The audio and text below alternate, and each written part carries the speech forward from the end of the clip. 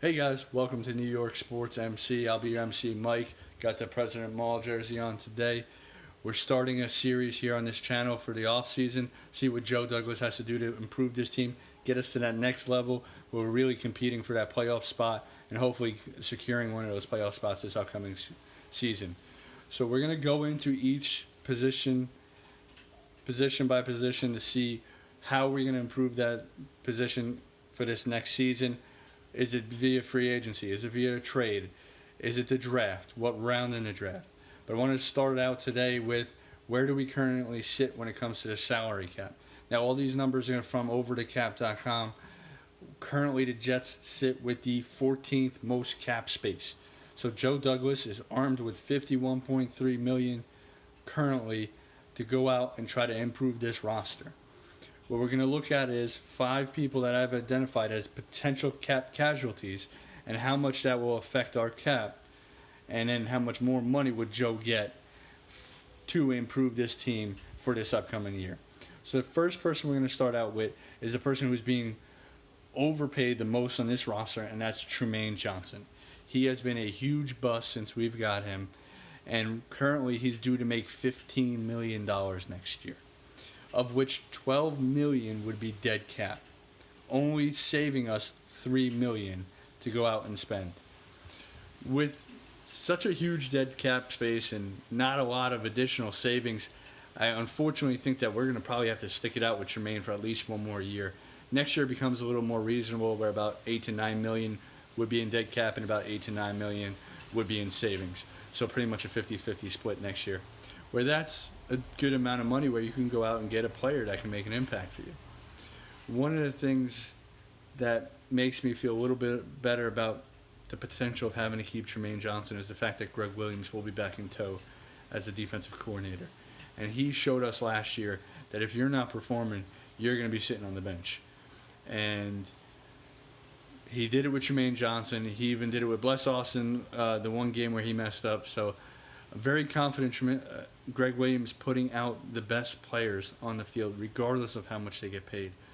So to me, saving $3 million, unless it's really going to be the tipping point on keeping a player or potentially signing an outside player, maybe by giving him a few extra million, that's when I would make that cut. But $3 million, you're not really going to bring in a huge impact player.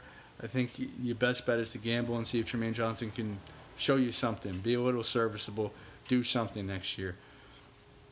So the next guy that we're going to go to, so one of the ones I personally like him, but I think he's going to be cut this year, is Avery Williamson. Avery was such a great player for us last year, and he really just showed how much he cares about the team this year, out all season with the ACL.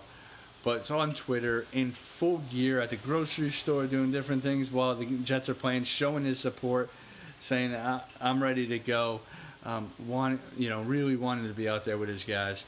But when you look at it, it's going to be a $2 million cap penalty, dead money, and $6.5 million savings. That's a pretty nice size savings.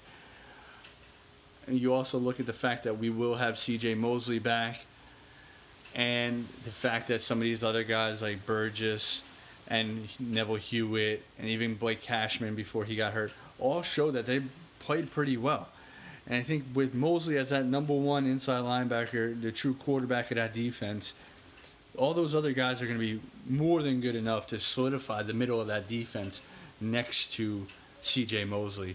So I think he just becomes expendable with how well these other guys stepped up this year at the inside linebacker position. $6.5 million could be spent somewhere else.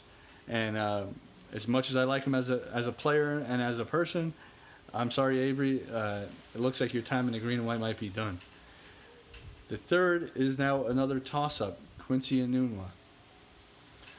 So now Quincy with the whole neck, we don't even know if he's going to be able to play this upcoming year or how long he may be out at the start of the year. I don't think you can trust on him to stay healthy at all. His dead money would be $5.4 million, only freeing up $2.4 million. So I can see why they may keep him. They're not going to free up a lot of money. My question is, due to the injury history, is there any way we can get out of the contract and potentially save more money? I'm not sure on that. I think Quincy might be staying this year. Just hope that for his sake, the neck injury, that's scary. Just wish him well health-wise. If he does come back and play, I'll be rooting for him. I'll say for right now, Quincy stays with the Jets for this upcoming year. The third person, Brian Winters. I had high hopes for Winters when he came out. He did play well his first few seasons, but he never really made that next step. Has been injury-riddled the last few years. And the biggest problem I feel like with Winters is his toughness. He's just so tough, and he plays through all these injuries, but he's just at a subpar level when he's playing with all these injuries. He'll play half a year with a torn pec, and we're wondering why he can't block anybody. Well, I mean, that's why. So I just think no dead money frees up $7.2 million in cap space.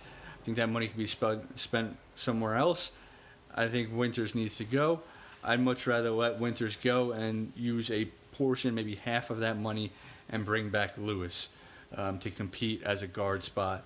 And then we're going to talk about that guard spot a little bit more and some of the other ways to go. But I think Winters definitely cut with no dead money. Why wouldn't you do it? And the fifth person, this is going to be another definite cut for me, Darryl Roberts. He played pretty well the last year, but this past season was very disappointing. I thought he was going to make that next step, starting on the outside. Really didn't. He commits too many penalties, never turns his head around. And that's just the big thing. You can't have these DBs who are running, not turning around, looking at the ball. Because every time when your head is looking at that receiver and you're not looking back at the ball, they're going to throw that flag every single time. He gets beat too much. He causes too many penalties. No dead money. $6 million in cap savings. So again, another pretty decent sized cap savings for the Jets if they cut that Darryl Roberts this offseason. So those are the five main guys. There are some lesser guys, but we're talking like $500,000, $1 million, so not big money. But if they just cut Avery Williamson, Winters, and Roberts, because like I said, Tremaine Johnson and Quincy I'm kind of on the fence about, and they're not huge cap savings if they do.